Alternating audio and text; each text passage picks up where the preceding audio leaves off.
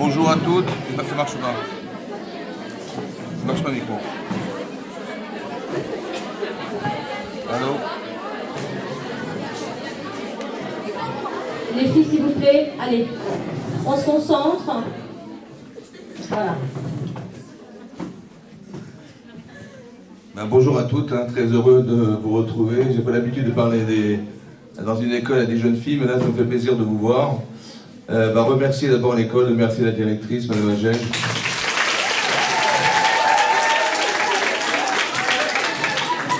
De remercier toute l'équipe des professeurs, voilà. Alors le sujet qu'on m'a proposé de traiter aujourd'hui, c'est essayer de donner un sens à la parole. Voilà. On va essayer de réfléchir ensemble quel sens donner à la parole, parce que c'est vrai que on utilise la parole. En fait, on a une manière un peu désacralisante d'utiliser la parole. Peut-être essayer de réfléchir au sens de la parole. Quels sont les mots utilisés? Pourquoi c'est important de parler? Qu'est-ce qui fait que la parole a un sens? Alors, vous savez que c'est très important quand vous traitez un sujet dans la Torah en général, très important de connaître l'origine du sujet. Où est-ce que pour la première fois on parle de la parole? Alors, il faut savoir que quand Hachem crée l'homme, dans la création du monde, il est marqué là-bas, Vayitzer Elokim et Adam. Hachem a fabriqué l'homme. Afar min Adama, à partir de la terre. De la terre. En fait, qu'est-ce qu'il a fait? Il a construit un être vivant, à partir de la terre, de l'eau, du feu et de l'air, et il a constitué le corps de l'homme. Ensuite, c'est marqué, Vayipar Be'apav. Il a insufflé dans ses narines, Nishmat Chaim, un souffle de vie. Ve'aya le Nefesh Chaya, et il est devenu un être vivant. Voilà ce que dit la Torah. Là-dessus, Rashi y relève, donc l'explication de Rashi, après, à travers le Midrash évidemment. Rashi ne dit rien de lui. Vous savez, tout ce que vous lisez dans Rashi, ce sont des références qui sont soit dans le Shas, dans le Talmud, dans le Midrash. Et donc Rashi y relève, donc Rashi ramène et dit que c'est étonnant qu'on ait dit Nefesh Chaya, un être vivant, pour parler de l'être humain. En fait, Nefesh Chaya, ça se retrouve aussi dans les animaux. C'est marqué là-bas que quand Hachem il a créé les animaux, on les appelle Nefesh Chaya, des êtres vivants. C'est quand même étonnant qu'on ait utilisé un terme qui désigne les animaux pour parler de la création de l'homme. C'est quand même étonnant. On aurait pu trouver d'autres termes plus nobles que de dire Nefesh Chaya, des êtres, des animaux, comme si on était des animaux. Alors Rachid dit non, attention, on lui a rajouté Nitosavbo, on lui a rajouté la Machashava, c'est-à-dire la faculté à réfléchir, à penser, à analyser, et le Dibour, et la parole, l'expression de la pensée. Vous avez compris? Ça veut dire qu'on a rajouté. Ça veut dire quoi qu'on a rajouté? Ça veut dire qu'il y a une partie animale dans l'être humain. On lui a rajouté quelque chose d'autre. Comme si qu'on était, vous savez quoi? On était des animaux intelligents, à la différence des animaux. Nous, on est des animaux, on a une tendance animale, mais en fait, on réfléchit. Est-ce que vous êtes tendancieuse dans ce sens-là, ou bien dans vous avez choisi une autre tendance? Vous allez réfléchir, et vous allez exprimer la pensée. Voilà, on est capable, nous, à la différence des animaux, de réfléchir, d'analyser et d'exprimer ce qu'on pense. Et donc, ça veut dire qu'il y a quelque chose de très fort. Pourquoi je vous dis ça? Parce que si on n'est pas capable d'exprimer la pensée, on est quoi? C'est grave, hein?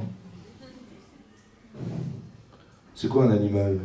Je sais pas, vous allez dans la jungle, ouais, et vous voyez, vous êtes quoi? Vous êtes sur la pelouse en train de vous bronzer, ça va? Et vous vous rendez même pas compte qu'en dessous de vous, là, il y a des fourmis qui se font manger par des insectes, c'est la guerre, quoi. Mais il y a une cruauté incroyable. Vous avez des lions qui vont avaler des animaux, qui vont les déchiqueter. Même ni cuillère, ni fourchette, ni couteau. Hein. Ils viennent de façon cruelle. Hein. Ils s'arrachent des animaux comme ça. Et vous imaginez, vous avez un bœuf avec son veau, et monsieur le lion, il vient, il avale le veau devant sa mère. C'est une cruauté incroyable. Est-ce que vous avez déjà vu, je sais pas, une lionne qui vient, qui attrape une proie, puis bon, elle voit les liens au loin, les pauvres, elles n'ont pas de quoi manger. Elle dit, oui, je vous apporte à manger. Vous avez déjà vu ça, vous? Moi non plus.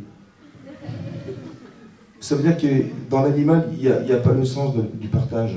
Il y a pas, ce que je vous dis, c'est l'âme. vous avez envie de faire plaisir, vous avez un désir d'empathie vis-à-vis des autres, vous sentez une souffrance, vous avez envie d'intervenir. C'est l'âme qui parle, c'est pas le corps qui parle. Il faut bien distinguer entre ce que vous ressentez et ce que... Un animal ne se comporte pas comme ça. Il n'y a pas d'amour, il n'y a pas de respect, il n'y a pas de noblesse, il n'y a pas de... Non. Ça c'est quoi? C'est l'être humain. Donc si on n'a pas ces valeurs, on ressemble à rien d'autre qu'à des animaux, c'est grave. Maintenant on a une faculté à penser, à exprimer la pensée. Déjà que vous compreniez, déjà c'est important que vous compreniez. Quel est le sens de la parole? La nécessité de la parole. Vous savez, quand on prie tous les jours, oui, c'est marqué dans l'halakha, une halakha qu'on apprend de Chana, que la prière, on apprend d'une femme. Comment il faut prier? La Gemara, elle dit qu'on apprend de Chana une femme. Comment elle a prié pour avoir des enfants. Et c'est marqué là-bas, Siftotea Naot. Elle bougeait les lèvres. Donc elle exprimait verbalement ce qu'elle devait dire à Hachem. Bon, on a une petite difficulté. Parce que, voilà, là je vous parle, vous pouvez me répondre, mais moi je ne sais pas ce que vous pensez, et vous ne savez pas ce que je pense. Alors, je suis obligé de dire, d'exprimer la pensée pour que vous ayez une écoute de la parole, et que vous puissiez vous imaginer ce que je vais vous dire. Après l'interprétation de la parole, chacun comprend comme il veut. Mais Hachem, est-ce qu'il sait ce que vous pensez? Est-ce que vous avez besoin de lui dire? A priori non. Et pourtant, si je pense la prière, on n'est pas quitte de la prière. Et si je dis la prière, on est quitte de la prière. Mais qu'est-ce que j'ai besoin de lui dire? Si l'expression de la parole, c'est l'explication de la pensée, je vais vous expliquer ce que je pense. Ou chacun va expliquer à sa copine ce qu'elle pense. Mais Hachem, il sait ce que je pense. Pourquoi il faut absolument parler quand on prie Hachem? Mais non, j'aurais très bien pu penser, ça me suffit, je pense la prière, je pense ce que je vais lui dire, il sait exactement ce que je ressens. Il sait lire dans ma pensée, il n'a pas besoin que je lui parle. Et pourtant c'est l'inverse. La halakha est stricte, on apprend de Chana. Quel est le sens de la parole? En fait, vous avez compris comme ça. Est-ce que vous comprenez que ce que vous êtes n'est pas forcément ce que vous pensez? Par exemple, si je vous dis, vous savez ce qu'on va faire? On va faire un stage, d'accord? Et on va vous montrer des films de parachutistes pendant 1 mois. Et ils font des figures dans le ciel. Et ils se tiennent la main, et ils sautent en parachute, et c'est merveilleux. Et on va vous expliquer exactement la technique, et on va vous expliquer exactement le plaisir qu'on a de sauter en parachute. Ok? Maintenant, vous êtes prêts? On est prêts, hein, on y va tout de suite. Je prends l'avion, on monte à 3000, 4000 mètres d'altitude, j'ouvre la porte, ça va? Il y a votre mère en bas, elle fait « ma chérie », et elle mesure 2 mm, et vous la voyez comme ça, bon, d'accord, elle fait « tu sautes, hein ?» Bon, et on ouvre la porte, on vous met un parachute, et allez, hop, vous y allez ou pas? Moi non plus j'ai peur. Mais ça fait 3 semaines qu'on en parle, ça fait 1 mois qu'on parle des parachutes et on parle des trucs. Pourquoi tu sautes pas? Tu sais pourquoi? Parce que ce que tu penses n'est pas ce que tu es. Tu sais pourquoi? Parce que ta tête, elle saute direct. Hein. Mais est-ce que ton corps, il accepte de sauter? Le problème, il n'est pas dans ta tête, il est dans ton corps. C'est ton corps qui n'a pas envie, c'est ton corps qui a peur, c'est ton corps qui... C'est ça. Ça veut dire que je me rends compte que j'ai pensé, mais c'est pas forcément moi. C'est vrai que ce que vous allez dire, c'est ce que vous pensez. Mais est-ce que ce que vous allez faire, c'est ce que vous pensez? Pas forcément. Pas forcément. Et comment ça se voit? Tu vois bien, regarde, tu as pensé faire. Moi, je me vois sauter en parachute, mais je ne sauterai jamais en parachute. Donc je vois bien que je ne suis pas forcément capable de faire ou de dire ce que je pense. Alors vous savez ce que dit le Rav Dessler? Il explique comme ça, que la personne qui parle, c'est elle la vraie personne. Parce que tu as dit ce que tu penses, tu as exprimé ta pensée, tu t'es engagé dans ce que tu as dit. Vous avez compris? Parce que moi, si je pense faux, c'est pas grave. Mais si tu dis faux, c'est grave. Si tu agis faux, c'est grave. Si tu agis bien, c'est bien. Donc tu vois bien la différence entre ce que tu vas dire de ce que tu vas penser. C'est très important que vous compreniez que ce qui vous définit, c'est pas ce que vous pensez. C'est ce que vous allez dire. Tu as dit ça, tu t'es engagé. Tu as fait un éder, tu t'es engagé. Tu as dit ça, tu t'es engagé. D'accord? Donc Hachem, il ne s'adresse pas à la personne qui pense pourquoi. Parce que je peux te dire, ça va, je pense, ça va. J'allais jamais faire ça. Donc Hachem, il dit, écoute, je suis désolé, il faut que tu parles. Il faut que tu me dises ce que tu penses. Et là, tu es sincère, là c'est toi, tu t'engages, ok. Donc Adam Amedaber, c'est la personne qui parle, qui est engagée, c'est la personne qui parle, qui est concernée par Hachem. Hachem, il ne s'adresse pas à la personne pensante pieuse qui est personnellement ce qu'il pense. Mais je ne veux pas parler à celle qui pense, je veux penser à celle qui parle. Vous avez compris la force de la parole, l'engagement de la parole. Ce qui nous différencie essentiellement des animaux. On n'a pas besoin de faire parler un animal, ça ne sert à rien. Mais vous, c'est nécessaire. Parce que c'est ce qui va vous engager. C'est ça qui va faire que... C'est ça qui définit l'être. Essentiellement l'être. Et donc vous avez quelque chose de très particulier qui est spécifique, qui s'appelle parler. On est spéciaux. Spéciaux, on parle. Très spécial. Comment j'utilise ma parole? C'est important. Si vous avez compris le sens de la parole, si vous avez compris. Maintenant, qu'est-ce qu'il y a de spécifique dans la parole qui est extraordinaire? C'est marqué dans la Torah, c'est marqué Be'asara Ma'amarot. Nivra Olam. Le monde a été créé par 10 paroles. Vayomer Elokim Vayor, par exemple, il a dit à Hachem que soit la lumière, et il a créé la lumière. Donc on voit que la parole est créatrice. On est capable de créer ex nihilo, c'est-à-dire qu'il n'y avait rien. Il n'y avait que Hachem. Il n'y avait rien, que Hachem. Et de rien, il a créé la lumière. De lui, il a créé la lumière. D'accord? Maintenant, il a fabriqué la lumière, en fait. Parce que ce n'est pas une création. Mais il a dit Vayomer. Il a dit quelque chose. On voit que la parole est créatrice. On voit que quand vous dites quelque chose, vous créez quelque chose. Comment ça se retrouve dans la Torah? Si par exemple, vous avez fait un vœu, vous avez fait un néder. J'ai dit, voilà, j'ai fait le néder, que je ne mangerai plus de sucre, je vais faire un régime. Bon. Ça vous dit quelque chose ou pas? Voilà, je vais faire un régime. Maintenant, qu'est-ce qui se passe? Eh bien, si j'ai transgressé ma parole, j'ai mangé une tablette de chocolat, j'ai transgressé un issour de la Torah. Ça veut dire qu'on n'a pas le droit de désacraliser sa parole. C'est un passouk, ouais, Bal Yachel Devaro. Bal Yachel Devaro. Yachel, ça vient de Chol. Chol, ça veut dire qu'il n'est pas Kodesh, comme si la parole était Kodesh, et j'ai transgressé, j'ai désacralisé, j'ai retiré la Gdusha que j'avais engagée en disant je ne vais pas faire. Est-ce que vous imaginez qu'on crée des Issourim en parlant? Vous imaginé? C'est-à-dire on peut créer des Issourim en parlant. On peut créer des Issourim. C'est-à-dire on peut créer quelque chose d'interdit. Comme il est interdit de transgresser Shabbat, il est interdit de transgresser sa parole. Mais qu'est-ce qu'il y a de tellement important dans la parole pour que lorsqu'on ne respecte pas sa parole, on transgresse la Torah? C'est énorme. Mais d'un autre côté, on sait qu'on a été créé Betselem Elohim. On a été créé à l'image d'Hachem. Qu'est-ce que veut dire être créé à l'image? Hachem n'a pas d'image. On ne peut pas enfermer Hachem dans une image. C'est quoi l'image? L'image d'Hachem. L'image d'Hachem, dit Rashi, c'est qu'Hachem il pense. Hachem il réfléchit. C'est en ça qu'on est à son image. Il n'y a pas de forme, il y a l'image. C'est-à-dire qu'on est capable, comme Hachem, de réfléchir, de penser, d'analyser. Voilà. Et ça c'est un don qu'Hachem il nous a donné. Autant que lui, un Vayomer, il dit. Il crée parce qu'il dit. Alors nous aussi, on a cette force de créativité par la parole. Qu'est-ce que veut dire créer par la parole? Est-ce que vous avez l'impression que quand vous parlez, vous créez quelque chose? Non. On a cru que créer, ça veut dire que je vais dire un truc et ça va paraître comme une baguette magique. Je vais dire, tiens, je vais une glace, j'aurai une glace de mon bras. Non. En fait, c'est pas ça. C'est pas ça. La création de la parole. Le Rav Chaim Shmulevitz, qui était le Rosh Yeshiva de la Yeshiva de Mir, il a expliqué qu'à partir d'une Gemara, en fait, il y a une Gemara dans Sota, qui dit là-bas que lorsqu'on a dû enterrer Yaakov Avinu dans la Marat Marpella, donc toute la famille s'était déplacée de Mitzraïm, là où il est décédé, jusqu'à arriver à Hebron, Marat Marpella. Ils sont arrivés au pied de la grotte, et tout à coup, Esav arrive. Et il fait, mais attendez, mais qu'est-ce que vous faites là? Il dit, mais on vient enterrer notre père Yaakov Avinu. Il dit, mais vous plaisantez ou quoi? Mais la place qui reste, c'est la mienne. Il a enterré Léa, il reste une place, c'est moi qui la prendrai. Et sur ce, il me dit, mais attends, mais tu as vendu ton droit d'aînesse. Et tu as vendu ton droit d'aînesse, et donc mon père a récupéré le droit d'aînesse, il a récupéré la bracha qui allait avec, il a récupéré ton droit d'être l'aîné.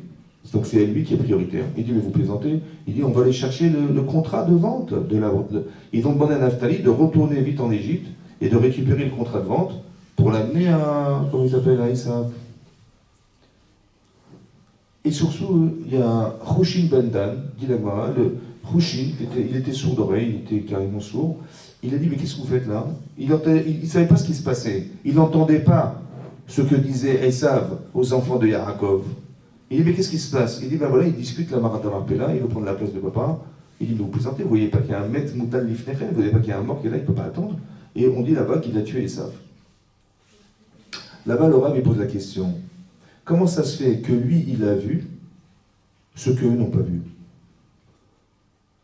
Rouchin Bendan, qui n'entendait rien, il a vu qu'il y avait Yaakov là qui ne devait pas attendre, mais eux, ils ont su, mais ils n'ont pas vu. Et ça, juste en discutant avec Esav, alors il explique, Laurent, il dit comme ça, c'est ça la force de créativité de la parole. Nous, on croit qu'on n'a pas un cerveau capable d'écouter deux personnes.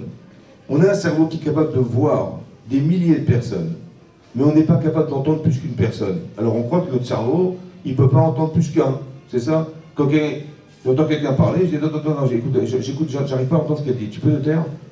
J'arrive pas à entendre deux personnes à la fois. Alors on croit parce que notre cerveau, il n'est pas fait pour entendre deux. C'est faux. C'est parce que je suis investi du monde dans lequel on m'a fait introduire, qui est le monde de la parole. Vous avez compris? C'est qu'eux, ils discutent avec Esav, ils sont dans le monde de la parole d'Esav. Comme si on avait été capable de créer un monde qui s'appelle la parole. Étant pénétré dans le monde de la parole d'Esav, on n'est pas capable de sortir du monde de lequel on nous a fait pénétrer pour se rendre compte qu'il y a quelqu'un qui est en train d'attendre. C'est pas qu'on est déconcentré à cause du fait de l'entendre. C'est qu'on est dans le monde de l'autre, le dibour, la force créatrice de la parole. Vous êtes capable de, quand on est capable d'influencer les gens, c'est parce qu'on les fait rentrer dans son monde. Il y a quelque chose de créateur. Vous avez une force extraordinaire qui s'appelle la parole, créatrice.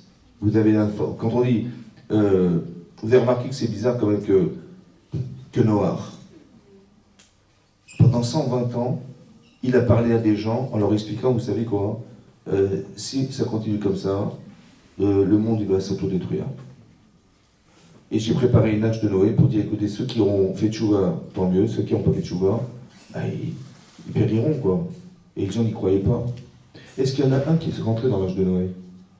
Un seul, il n'est pas rentré. 120 ans, il n'y a pas un type qui a dit, on ne sait jamais, quoi. On va tenter, je sais pas. Personne n'est rentré dans l'âge de Noé. Il n'a pas réussi par sa parole à influencer des gens et à même les faire douter pour qu'ils aient au moins la force d'influence de se dire il a peut-être raison. Mais même quand on tombe de des juges, il n'y croyait pas. Ça va? C'est incroyable. Mais comment c'est possible qu'il n'ait pas pu influencer des gens? Comment sa parole n'a pas eu force d'influence? Comment il n'a pas fait faire des balais tchouba? Là-bas, c'est marqué dans Rashi que quand il est arrivé le déluge, il a commencé à pleuvoir. Et là-bas, c'est marqué, il est rentré dans l'arche de Noé à cause de l'eau du déluge. À cause de l'eau. Stabilo. De l'eau du déluge. C'est pas à cause du déluge. C'est à cause de l'eau du déluge. Il pleuvait trop, il a été s'abriter dans l'arche de Noé. Et là, Rachid dit qu'il était Ma'amin, Ve'eno Ma'amin. Il était croyant, parce qu'Hachem lui a dit, mais pas croyant parce qu'il n'était pas conscient de ce qu'il était en train de dire. C'est-à-dire qu'il avait la connaissance. Il a très bien entendu ce qu'Hachem lui a dit. Il faut aller parler aux gens, prépare l'arche de Noé, etc. Dans une semaine, je vais déclencher le déluge. Il a très bien compris le message. Seulement, il ne vit pas le message. Il n'est pas capable de ressentir, c'est-à-dire d'être ma'amine. Quand l'eau commence à tomber, il pleut, ça y est, il a compris, c'est là, ça y est, c'est le déluge, je rentre dans l'arche de Noé. Le déclencheur. Il n'est pas réactif à ce qu'il voit. Et comme il n'est pas ma'amine, il n'est pas croyant, entre guillemets, il doute. Est-ce qu'on peut influencer des gens si nous-mêmes on doute? Est-ce que le dibour, il n'est pas investi de ce que je pense, c'est-à-dire bourré de doute?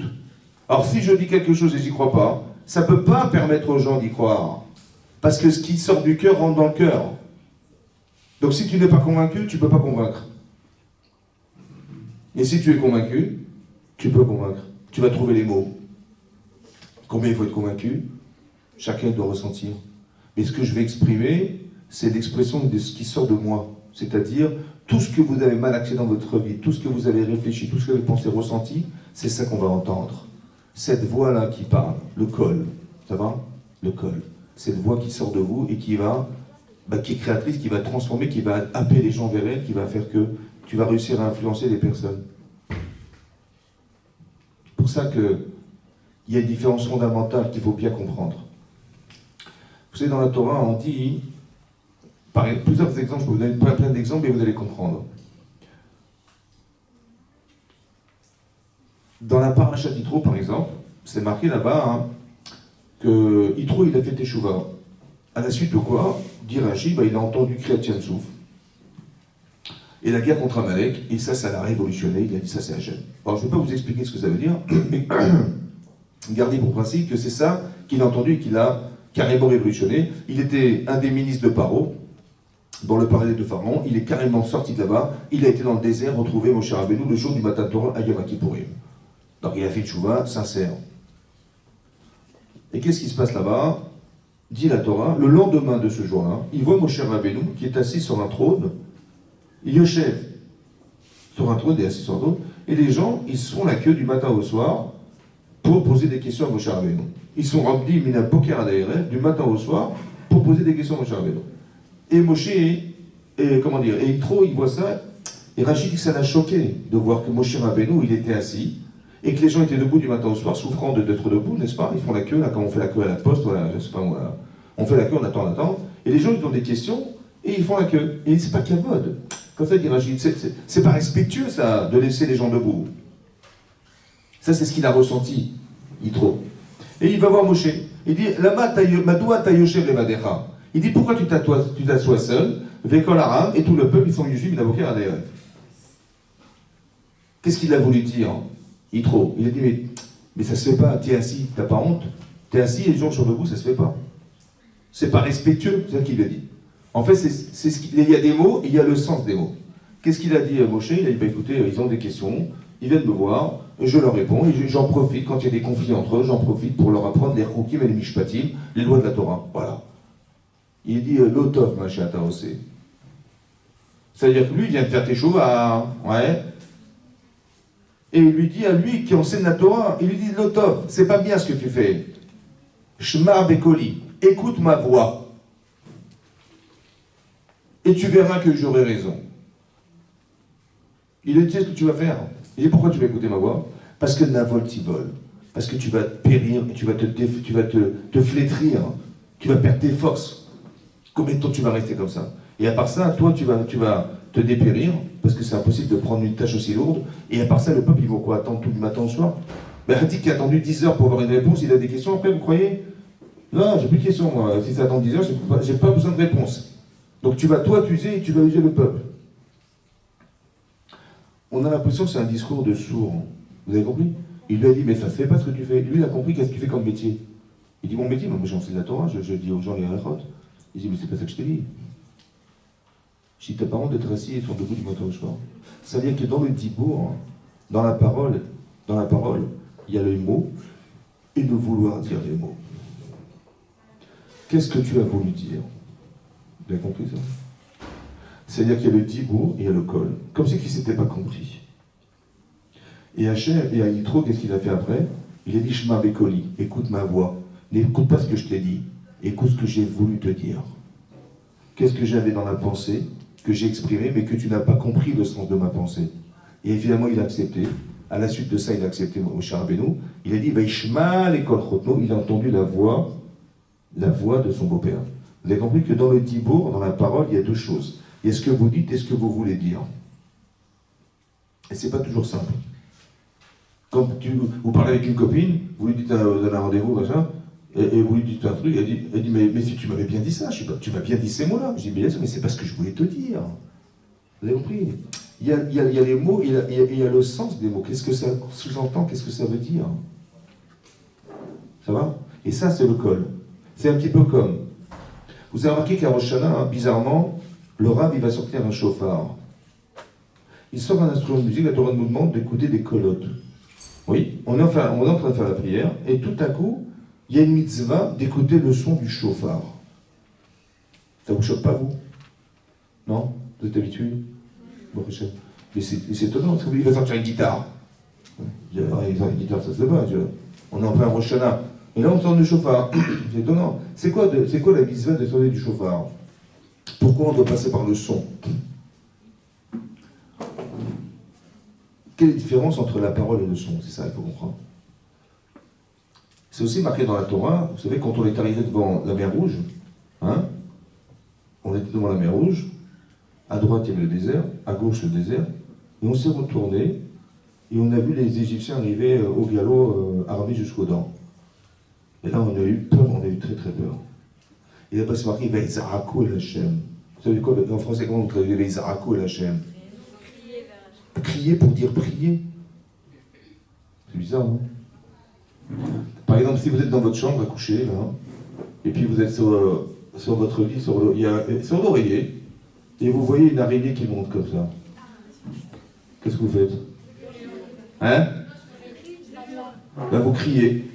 Si on vous dit, je sais pas, j'entends crier la cuisine, je dis, mais qu'est-ce qui se passe? Il y a un tremblement de terre? Ah non, non, j'ai vu une souris. Ah d'accord. Mais pourquoi tu cries? Pourquoi tu cries? Ben dis-moi, j'ai vu une souris, moi je vois une souris, je vois une souris. Non, ma femme, elle va voir une souris, elle va crier. Elle va voir une araignée, elle va crier. Mais pourquoi elle crie? Pourquoi elle ne dit pas ce qu'elle voit? Hein? Pourquoi elle doit crier pour dire ce qu'elle a vu? Vous savez pourquoi elle crie? Parce qu'elle ne peut pas vous exprimer verbalement ce qu'elle a vu. Il n'y a que le cri qui peut le dire. Vous avez compris ou pas? Quand tu ne peux pas dire, tu passes par le son. C'est très intéressant. Hein? Ça veut dire que des fois, vous allez arriver à Rosh Hashanah, c'est possible que vous n'avez pas les mots. C'est comme, imaginez-vous, vous allez vous marier, Benat Hashem, ou votre soeur elle s'est mariée. Voilà, votre soeur elle s'est mariée, votre grande soeur s'est mariée. Tu dis, dis-moi, tu peux m'expliquer comment c'était sous la coupe? Qu'est-ce que tu as ressenti? Quelle émotion tu as eue? Quelle adrénaline tu as eue? Tu peux m'expliquer? Tu peux me dire? Tu peux me dire? C'est comme quelqu'un, il a sauté en parachute. Bon, tu peux m'expliquer comment c'était? Tu peux me dire qu'est-ce que tu as ressenti?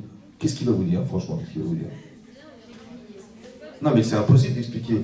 Ça va? Ça veut dire que vous avez compris la limite des mots. Vous avez compris la limite des mots. Il y a des choses qui ne peuvent pas s'exprimer. Il y a quelque chose qui peut se vivre, mais tu ne peux pas le dire. Maintenant, j'ai envie de dire à Hachem ce que je ressens au chant. J'ai envie de faire des demandes. Mais je sais, j'ai pas les mots pour le dire. Vous savez ce que dit la Torah? Quand tu ne peux pas le dire, tu vas passer par le son du chauffard. Tu aurais voulu le crier, mais tu vas lui dire par le son du chauffard, le col. Alors, quand on était sur le mont Sinaï, on attendait le 6 Sivan, Hachem il s'est révélé au monde, et en particulier au peuple juif.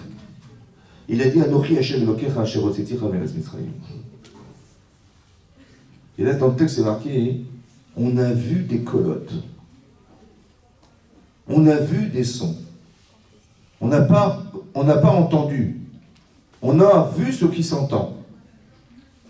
On a vu des colottes, c'est-à-dire que dans le ciel, on a vu marqué Anochi Hachem Elokecha. Ça, c'est le pshat, le sens littéral. Mais ça veut dire quoi entendre ce que tu vois, ce que tu ne peux pas voir? Normalement, tu ne peux pas le voir, tu l'entends. Mais là, tu vas voir ce qui ne s'entend pas. Ce qui ne devrait pas se voir. Comment ça s'entend? Ça veut dire quoi, ça? Comme si qu'on a vu, vous savez ce qu'on a vu? On a vu le col. C'est quoi le col? On a vu ce qu'Hachem il a ressenti. Alors, je vais expliquer. Quand Hachem il dit Anochi Hachem Elokecha, vous savez ce que c'est Hachem?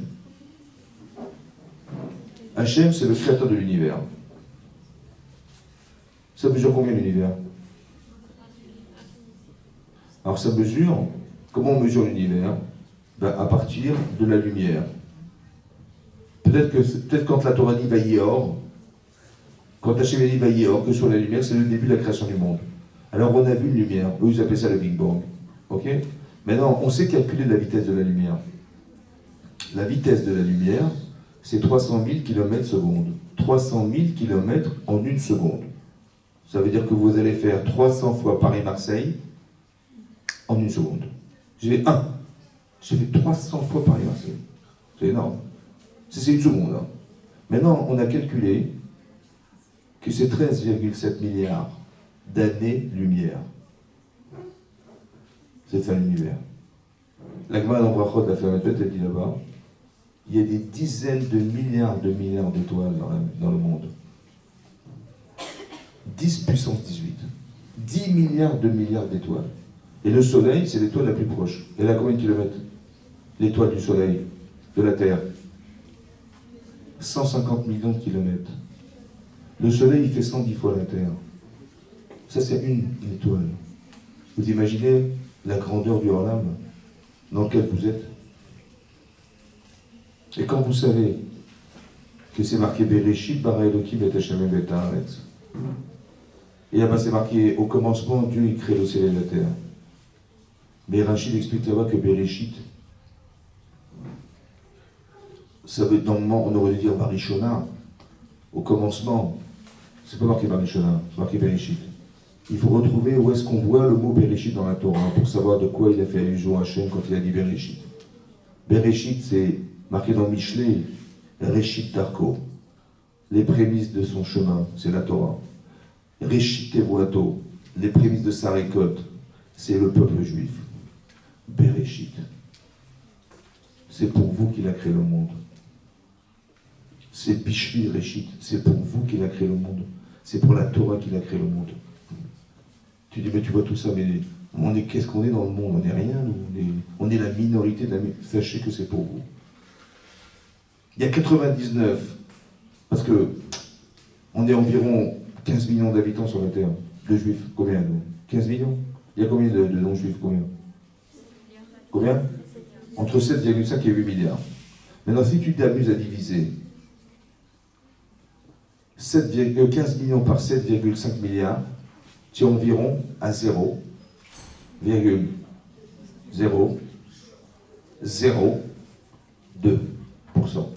On est 0,002%. Donc si vous êtes juif aujourd'hui, bah, c'est de l'auto, là, carrément, là. Bah oui, parce que si je vous mets 8 milliards de boules rouges, bon, et parmi les boules rouges, je mets 15 millions de boules vertes, et je vous demande de puiser dans les boules, dans 8 milliards, je prends une boule verte, bah, sinon j'ai de la chance. Bah, vous avez de la chance. Est-ce que vous avez conscience de la chance? C'est pour vous que le monde a été créé. Est-ce que vous vous rendez compte de ça? Vous vous rendez compte que vous êtes infini? Vous vous rendez compte que vous avez droit à l'infini? C'est une chance de fou, ça. Mais ce que je voulais vous expliquer, c'est ça, c'est Hachem. Voilà ce qu'il a créé. Vous imaginez ce qu'il a créé? Alors imaginez-vous ce qu'il est. Ça, c'est ce qu'il a créé, hein? En 6 jours. Mais qu'est-ce qu'il est, lui, alors? Énorme. Donc quand il a dit « Je suis ton Dieu », c'est ça qu'il aurait dû dire, ou lui dire « Non, dorénavant, vous êtes des serviteurs ». Qu'est-ce que vous auriez cru qu'il aurait dit? Moi, j'ai dit « Ici, le roi du monde, il dit « Je vous annonce, vous êtes mes serviteurs, dorénavant, vous allez me servir ». C'est pas ça qu'il a dit Hachem. Il a dit « Je suis ton Dieu ». C'est énorme. Est-ce que vous ressentez ce qu'il a dit dans les mots qu'il a dit? À part ça, il n'a pas dit « Je suis votre Dieu ». Il a dit « Ton Dieu ». Bon. Ça veut dire qu'il a un rapport particulier avec toi. Hein. Il t'a téléphoné, en privé. Est-ce que vous vous rendez compte de ce que ça veut dire, ça? Ça, vous savez ce que c'est ça? C'est le code. C'est ce qu'il a voulu dire Hachem. Il a dit, je suis ton Dieu qui t'a fait un d'Égypte. Mais en vérité, il a voulu te dire, mais je suis à ton service. Je suis le créateur du monde, mais je te suis. Où tu iras, je te suivrai. Je suis avec toi. C'est ça, le code. Il a dit des mots, mais en vérité, il a voulu dire quelque chose. La parole. Elle est infinie, la parole. Qu'est-ce que tu vas mettre dans la parole? Qu'est-ce que tu vas mettre dans les mots? La force des mots. La créativité des mots. Ça veut dire qu'on a une force extraordinaire. On a un corps divin en nous qui s'appelle parler. C'est pour ça qu'on utilise la parole pour prier. Parce qu'Hachem, il est aussi ce corps. Il a cette force de parole. Alors on communique comme il est lui-même. Vous avez une force dans la parole. Qu'est-ce que vous allez faire de votre parole dorénavant? C'est ça. Est-ce que vous allez l'utiliser de façon vaine? Est-ce que vous allez faire... Est-ce que je peux faire du lachon hara?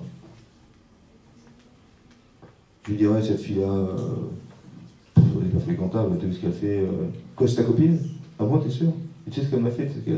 Est-ce que je vais l'utiliser pour descendre des gens autour de moi? Ben, c'est la parole. Moi, je crois que c'est usuel. On parle, vous savez, c'est normal. Hein. On s'habitue, en fait. C'est tellement redondant qu'on croit que celui qui ne parle pas, il n'est pas normal. Mais celui qui parle, c'est une faculté évidente, c'est normal. On ne se rend même pas compte de la chance qu'on a de parler, de la force de la parole. Pourquoi c'est grave? Vous avez vu que celui qui fait du lachon hara, oui, il fait de la médisance, il devient, ça s'appelle le Metzora. Metzora, c'est Motzi Shemra. il a fait sortir de sa bouche un shemra, un mauvais nom sur les gens. Quelle est la sentence? Qu'est-ce qu'Hachem il a prévu pour lui? Au début, il va avoir des taches sur sa maison. C'est ça. Après, sur ses vêtements. Et s'il n'a toujours pas compris, il va avoir des taches sur lui. Première chose. Deuxième chose, Yoshev Badat Rouslamachane. Hachem il dit le seul qui sort des trois camps, le Zav, la Zava, la Nida, tout ça ne sort pas des trois camps. Le seul qui sort des trois camps du clan d'Israël, c'est le Metzora, le Lachon Hara. Il sort carrément des camps, il est en dehors du camp. Du clan d'Israël, il sort. Pourquoi c'est grave? Pourquoi Yoshev Badad, il se retrouve seul? Hein? Ah, c'est vrai, il ne pourra pas parler. C'est-à-dire que le raisonnement qu'on a en général, c'est de dire que je te sors dehors, comme je te mets au piquet, comme je te mets en prison. En fait, on se débarrasse des gens. Maintenant, il faut savoir, toujours vous rappeler de ça, toujours, qu'à chaque fois qu'Hachem, il envoie quelque chose, ce qu'on appelle un Onesh, oui, c'est pas une punition, c'est que la douleur que provoque le châtiment est la solution du problème. Vous vous rappelez de ça? Toujours Hachem, il fait comme ça. Je ne peux pas souffrir de ce que je vis, parce que ce que je suis en train de vivre est la solution de mon problème. À la différence d'un jugement humain. Quand un type il dérange, on le met en prison. C'est ça. Parce qu'il ne faut pas qu'il dérange la société. Mais Hachem, c'est pas comme ça que ça marche. Ce que je subis est la solution de mon problème. En quoi le fait d'avoir des tâches sur soi, c'est la solution de mon problème? En quoi le fait qu'on m'ait rendu solitaire, c'est la solution de mon problème? En vérité, je vais vous expliquer le truc. Vous avez des copines des copines d'enfance.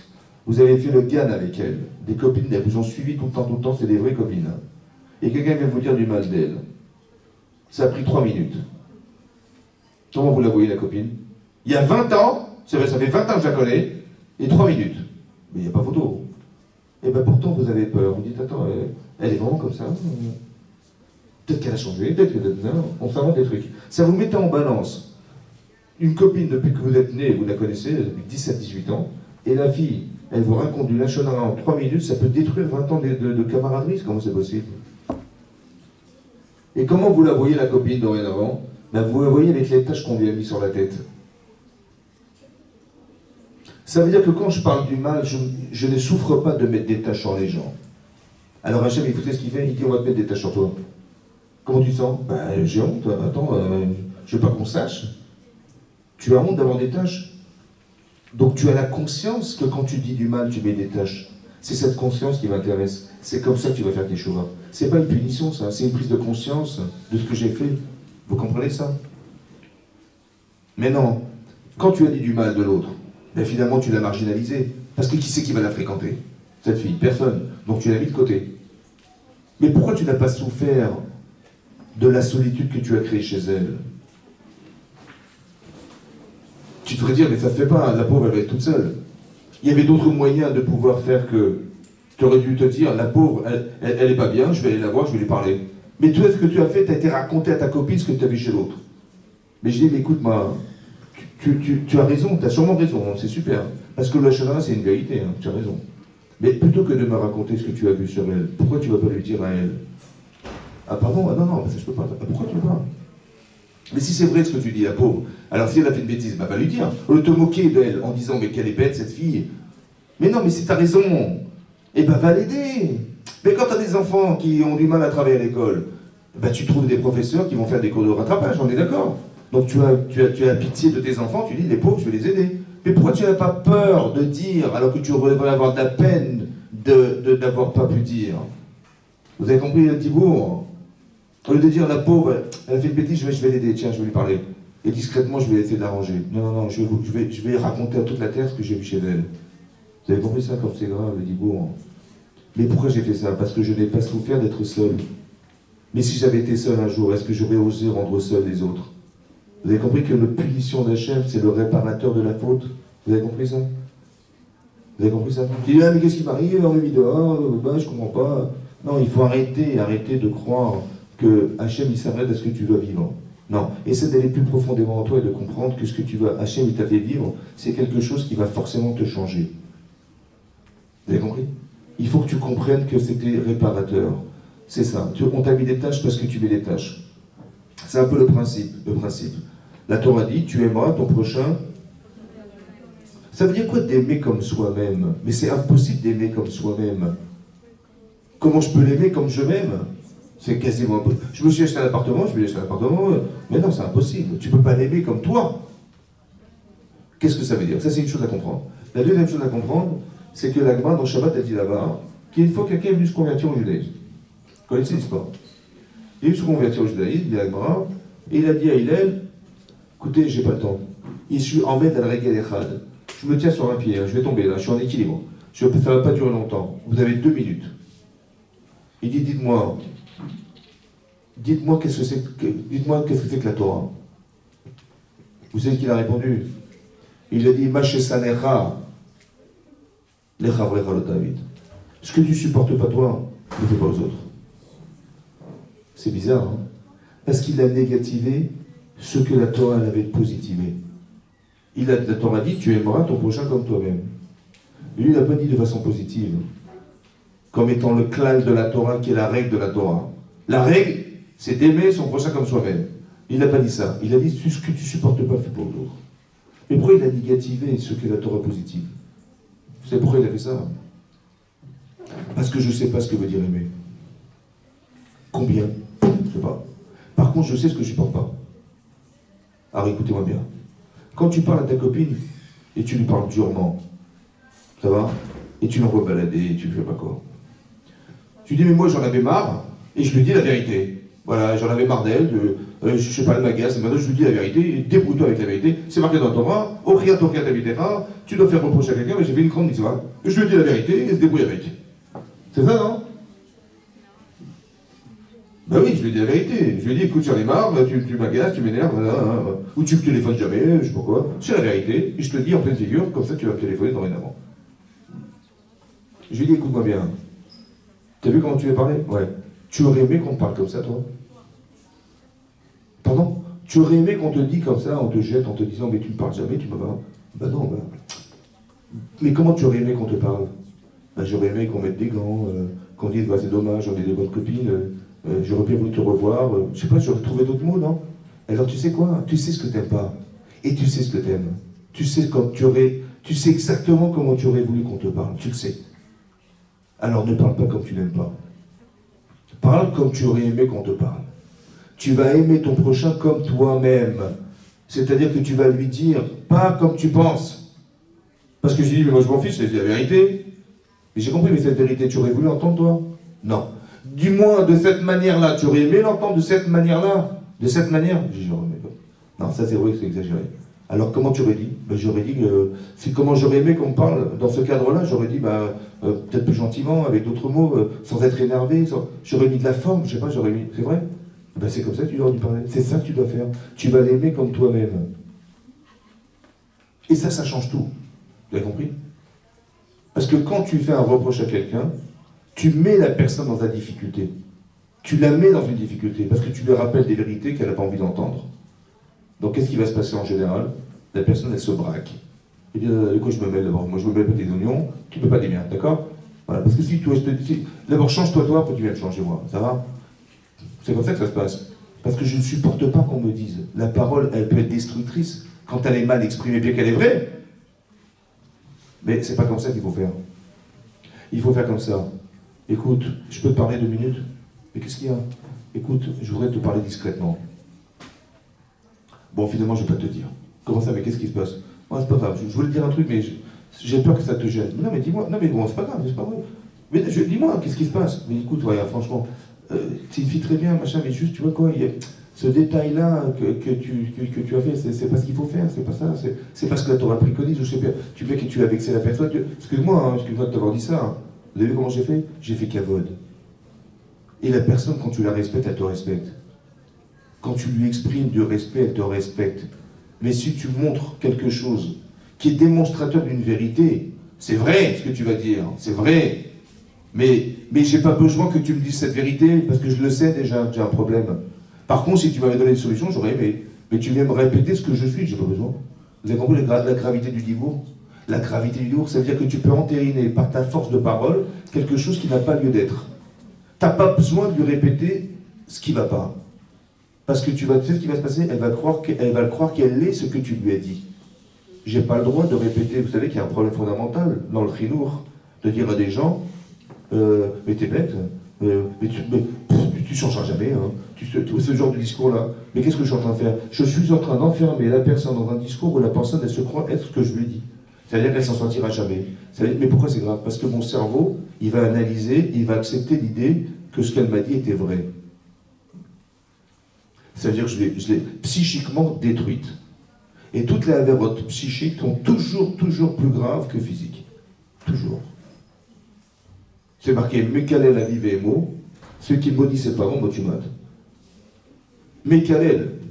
Et Maké à vivre, si quelqu'un il frappe ses parents, Chas Shalom, et il fait un hématome, il ne fait pas une blessure ouverte, mais un hématome, il est Chaimita. Mais celui qui frappe, c'est moins grave. La condamnation est moins grave que de maudire ses parents. Pourquoi c'est moins grave? Parce que frapper un coup, ça se répare.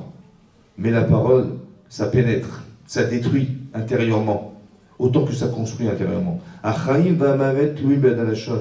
vie et la mort dépendent de la parole. Vous pouvez nourrir une relation riche avec quelqu'un en lui parlant, et vous pouvez le détruire et le tuer en lui parlant. Parce que la parole, elle est créatrice. La parole, c'est un pouvoir divin qui est une grande puissance. Alors il faut faire très attention à sa parole, il faut faire très attention à ce que vous dites.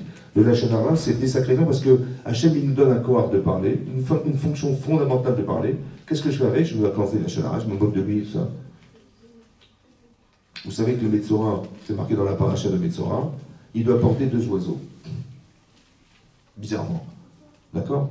Un, il va aller faire la shrita, et il va l'asperger, il va la mettre dans l'eau, il va faire une azaa, et l'autre oiseau, le deuxième oiseau, il va le jeter dans la nature. Rachid dit, mais pourquoi il doit amener un oiseau? Vous savez pourquoi il doit amener un oiseau? Il doit y faire la shrita? Chazak. Parce qu'en vérité, on lui dit, parce que Rachid dit que le korban, c'est sa refoua. C'est incroyable. Rachid dit qu'il va soigner en apportant un korban. En quoi le fait d'amener un korban, ça le soigne? Parce qu'il va se rendre compte en vérité que lui-même, il piaille. Le Lachon Hara, il utilise sa parole comme oiseau. Pourquoi comme oiseau? Parce que si tu utilises ta parole comme un être humain, alors tu es un être humain, mais si tu l'utilises comme un oiseau, comme un animal, c'est l'animal qui parle en toi que tu utilises, c'est le pire des animaux. Alors on va prendre tu vas prendre un korban, un oiseau. Tu vas te dire, bah quoi, comme ça je suis un petit oiseau. Je fais du pia, je piaille. C'est pas ça ta vocation. Ta vocation c'est de construire par la parole, pas de détruire par la parole. Alors je t'en prie, fais la shrita de cet oiseau. Je veux plus t'entendre parler comme ça. Par contre, l'autre oiseau, il doit sortir. Parce que tu pourrais te dire, bah écoute, si c'est comme ça, je parle plus. Parce que je sais pas parler, moi, je fais toute la journée, donc je préfère me taire. On dit, non. Celui-là, tu l'élimines. Cette personne, la personne qui est en toi, qui n'a pas compris le sens de la parole, celle-là, tu la tues. Mais l'autre, tu la laisses vivre. Laquelle? Celle qui a finalement compris. Celle qui sait à quoi ça sert le dibour. Celle qui sait à quoi ça sert de dire des brachot, ça sert à quoi de prier, ça sert à quoi de construire des gens autour de vous, ça sert à quoi de parler avec son mari, ça sert à quoi de parler avec ses enfants. De parler avec ses enfants. Parce que la Gemara dans Kiddushin a dit là-bas que naturellement, un enfant, il respecte plus sa mère que son père. Donc on a la mitzvah de craindre sa mère plus que son père. Il y a marqué Ish, Aviv, et marqué Ish, Imo, Ve Aviv, Tiraou. D'abord, la priorité, c'est la mère dans la crainte. Et par contre, dans Kavod, c'est le contraire. Tu crains ton père, naturellement. Alors Kavod est avicha, ve imecha. D'abord, honore ton père et après ta mère. Pourquoi on a dû inverser ce qui est naturellement chez soi? Naturellement, tu crains ton père et naturellement, tu respectes ta mère. Là, on a dit pourquoi je respecte ma mère? Parce que mes chatlato bitvarim. Parce qu'une mère, elle sait parler à ses enfants. Elle comprend les souffrances, elle sait consoler. Un père, il ne fait pas forcément. C'est-à-dire que la parole, elle réconcilie, elle lie les personnes. Imaginez-vous, vous êtes dans la rue, et vous voyez une vieille copine que vous aviez connue il y a très longtemps, une vraie copine à vous, et puis et vous l'avez de loin, vous courez vers elle, hein, pour la retrouver, et puis elle rentre dans sa voiture, d'accord? Elle démarre, elle regarde le rétroviseur, elle vous voit arriver, et vous la voyez, vous voyez son regard qui vous regarde, et elle démarre et elle s'en va. Comment vous vous sentez? Hein? Mal. Mais qu'est-ce qu'elle vous a fait? Elle vous a rien fait, elle vous a rien dit, elle vous a rien fait. Mais ignorer, mais ça va, elle ne vous a pas insulté. Vous avez compris que le fait qu'elle n'ait pas communiqué avec vous, elle vous a tué. Elle sait plus pour qui ça va. C'est énorme. Elle n'a pas parlé. Ça veut dire que la parole qui crée les liens, c'est ça la parole. Mais si elle ne m'a pas parlé, elle m'a ignoré. Mais attends, elle m'a bien vu dans le rétroviseur, je suis pas fou quand même, elle m'a vu. Vous avez compris ou pas? Ça veut dire que c'est très important, les dibours. Parce que le moyen le plus proche de communication, c'est la parole. Pour ça qu'en couple, il faut parler avec sa femme et son mari. Pour ça qu'avec ses enfants, il faut parler. Si vous voyez une souffrance qui n'est pas exprimée, il faut aller la voir, la fille, et lui dire qu'est-ce qui se passe. Il faut lui sortir il faut qu'elle le dise. Parce qu'on ne peut pas vivre avec des pressions internes, oui, et qui vont s'accumuler sans qu'on puisse les évacuer. C'est comme ça. Et bien il faut dire ce que vous sentez. Il ne faut pas garder avec vous tout ce que vous ressentez, parce que si vous avez un problème, allez voir la prof, allez voir quelqu'un, allez voir vos parents, il faut parler. Parce que quand vous allez dire, on va vous aider. Si vous gardez, dites mais j'ose pas, je ne veux pas déranger les gens. Donc en fait, je vais souffrir toute seule, quoi. Alors que si j'exprime ce que je ressens, je partage autant que moi je me soulage, j'ai le courage de dire, vous avez compris, mais qu'est-ce que tu as dit? Mais t'as rien fait, t'es démon? C'est du vent? Non. J'ai exprimé, j'ai sorti de moi quelque chose, c'est extraordinaire. Donc Hachem nous aide, notre Hachem, voilà, que ces notions de parole elles soient claires dans vos têtes, parce que c'est ça une bâtisse Israël, c'est qu'il a assez utilisé sa parole, et que Hachem il écoute toute votre filote de notre Hachem, et qu'on puisse être agréé. Amen, amen. Amen.